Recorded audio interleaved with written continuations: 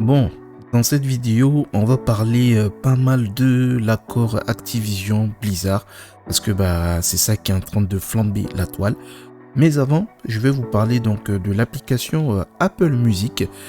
C'est pas aujourd'hui qu'elle est sortie, ça fait un bon bout de temps, mais il y a maintenant la possibilité d'écouter les musiques en fond, c'est-à-dire vous pouvez jouer pendant que vous êtes en train de, vous pouvez écouter de la musique plutôt pendant que vous êtes en train de jouer. Donc si vous ne savez pas que c'est une application qui est disponible, là vous le savez tout simplement.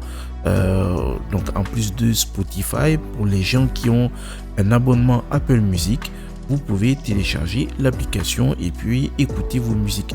Bon, moi j'ai pas l'abonnement, mais vous pouvez déjà essayer. Donc vous pouvez avoir un essai gratuit, c'est pendant un mois, puis cela va vous coûter 9,99 € par mois après la période d'essai.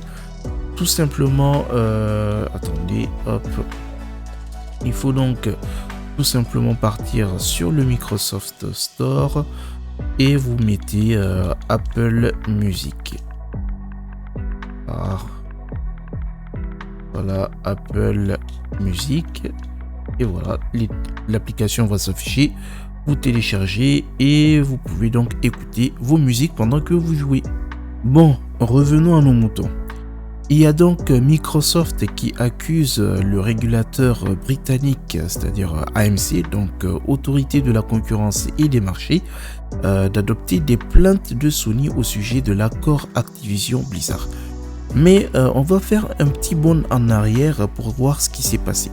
En fait, de plus en plus d'informations provenant de l'examen minutieux de l'accord Activision Blizzard de Xbox par l'AMC commencent à se répandre, et c'est ce monsieur qui est Tom Warren du magazine The Verge qui a partagé pas mal d'infos sur son compte Twitter. On a su que Microsoft avait l'intention de sortir le Xbox Game Pass sur PlayStation, mais Sony l'a bloqué. En effet, Sony a choisi de bloquer le Game Pass sur PlayStation et il n'est donc pas disponible sur la plateforme.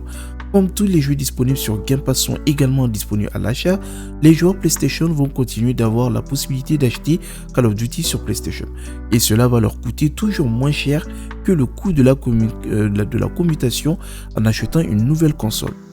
Xbox dit que, encore une fois, cette concurrence accrue n'a pas été bien accueillie par le leader du marché Sony, qui a choisi de protéger ses revenus des ventes de jeux nouvellement sortis plutôt que d'offrir aux joueurs le choix d'y accéder via son abonnement PlayStation Plus. Vous savez que Xbox a toujours été dans cette optique, c'est-à-dire le fait de laisser le choix aux joueurs. Par exemple, nous qui sommes joueurs sur Xbox, on a le choix, soit on prend l'abonnement Game Pass pour jouer au jeu, ou bien on l'achète tout simplement.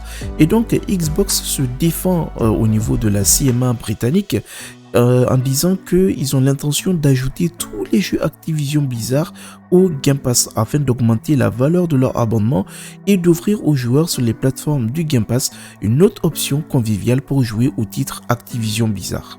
Et tout ce que je suis en train de dire vient évidemment du post de Tom Warren. Alors, cela n'a pas plu à Sony et je vais vous montrer maintenant sur quoi ils sont partis. Jim Ryan donc a déclaré à la CMA que même si les jeux Call of Duty restaient disponibles sur PlayStation après la fusion, l'entité fusionnée serait toujours en mesure de s'engager dans une forclusion partielle en augmentant la différenciation entre les versions de code disponibles sur Xbox et sur PlayStation. Il dit que les joueurs peuvent s'attendre à ce que code sur Xbox inclue du contenu supplémentaire et une interopérabilité améliorée avec le matériel de la console, en plus des avantages de l'adhésion à Xbox Game Pass. Et il dit que ces facteurs sont susceptibles d'influencer le choix de la console des joueurs. Ce monsieur-là, je pense qu'il n'est pas bien dans sa tête. Je suis désolé de le dire comme ça, mais regardez, il est en train de se plaindre sur quelque chose qu'il fait lui-même. Il y a plein de choses, il y a plein de contenus, codes qui étaient exclusifs à la PlayStation, que les joueurs Xbox n'ont pas. Ok. Et d'ailleurs, le jeu Hogwarts Legacy, le jeu Harry Potter, même là, on a entendu qu'il y aura une quête exclusive aux joueurs PlayStation. Donc, en fait, quand c'est Sony qui le fait, ça c'est bien, mais si Microsoft le fait, non, ça c'est pas bon. Et bien évidemment, Microsoft a répondu et ils ont dit que vraiment, ils en ont marre de ces préoccupations spécifiques à Call of Duty. Et d'ailleurs, selon eux, ces déclarations sont égoïstes. Ils disent Sony n'est pas vulnérable à une hypothétique stratégie de forclusion et la décision de renvoi s'appuie à tort sur des déclarations égoïstes de Sony qui exagèrent considérablement l'importance de Call of Duty pour lui et négligent de rendre compte de la capacité claire de Sony à réagir de manière compétitive. Et c'est surtout ça qui a fait que Microsoft a critiqué la décision de l'AMC car ils veulent élargir leur enquête sur leur projet. Ils disent que si des consommateurs décident de passer d'une plateforme de jeu qui ne leur donne pas le choix quant à la façon de payer pour de nouveaux jeux, donc là ils parlent de PlayStation, à une autre plateforme qui le fait, c'est-à-dire Xbox, alors c'est le genre de comportement de changement de consommateur que la CMA devrait envisager d'améliorer le bien-être et même encourager. Ce n'est pas quelque chose que l'AMC devrait essayer d'empêcher. Là, je suis tout à fait d'accord. On doit laisser le choix aux joueurs. S'il veut, il prend un abonnement. S'il veut, il paye. Voilà.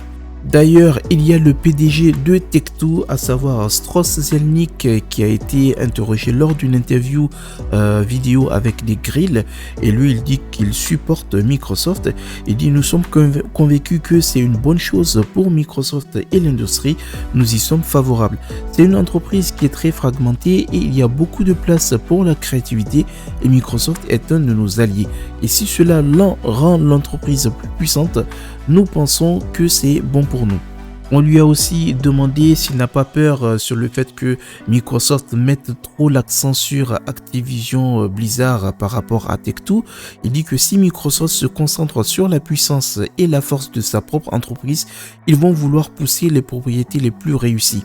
Et si les consommateurs se présentent pour nos propriétés et que Microsoft n'est pas engagé, alors ce serait une mauvaise chose pour Microsoft. Donc je pense que nous nous tirons tous essentiellement sur la même direction.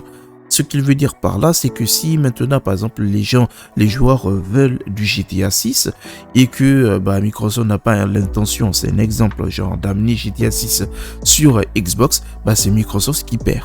Voilà, c'est aussi simple que ça. Allez, afin d'oublier un peu cette histoire, on va parler de Bethesda qui a publié une nouvelle vidéo Starfield dans laquelle le directeur du jeu, à savoir Todd Howard, répond à une série de questions de la communauté du jeu. Dans la vidéo, il a expliqué comment le jeu a été inspiré par les RPG classiques comme Traveler et Sundog. Il dit « Nous étions vraiment intéressés par le carburant et le fonctionnement de l'entraînement par gravité. Et je lis des articles sur la physique quantique et la flexion de l'espace devant vous. Vous ne déformez pas réellement, vous pliez vers l'espace. Et donc, nous jouons avec ça et c'est devenu très punitif pour le joueur. Votre navire serait à court de carburant et le jeu va s'arrêter. » Il a également déclaré que les joueurs pourront supprimer les traits de caractère négatifs en accomplissant des quêtes. Il dit nous avons un moyen dans le jeu, une sorte d'activité ou de quête que vous pouvez faire pour supprimer ce trait par opposition. Il dit par exemple je n'aime pas le personnage, je veux recommencer. Donc chacun d'eux est quelque chose que vous pouvez résoudre qui supprime tout le trait pour le reste de votre playthrough. Le jeu comprend également plus de 250 000 lignes de dialogue contre 60 000 dans Skyrim et 110 000 dans Fallout. Concernant le temps de jeu, il a déclaré que l'histoire principale pourrait prendre 30 à 40 heures de jeu. Voilà, je pense que plus on s'approche de la sortie du jeu, plus on aura des détails, du gameplay et ainsi de suite. En tout cas, j'ai hâte de voir ce que ça va donner pour ce jeu. Voilà les amis, c'est ce que je peux vous dire dans cette vidéo. On est arrivé à la fin.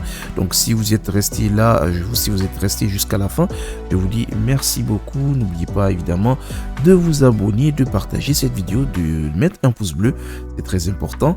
On est en route pour les 6000 abonnés. Sur ce, moi je vous dis bonne journée, bonne soirée selon le moment auquel vous avez regardé cette vidéo. Et je vous dis à la prochaine. Salut, salut.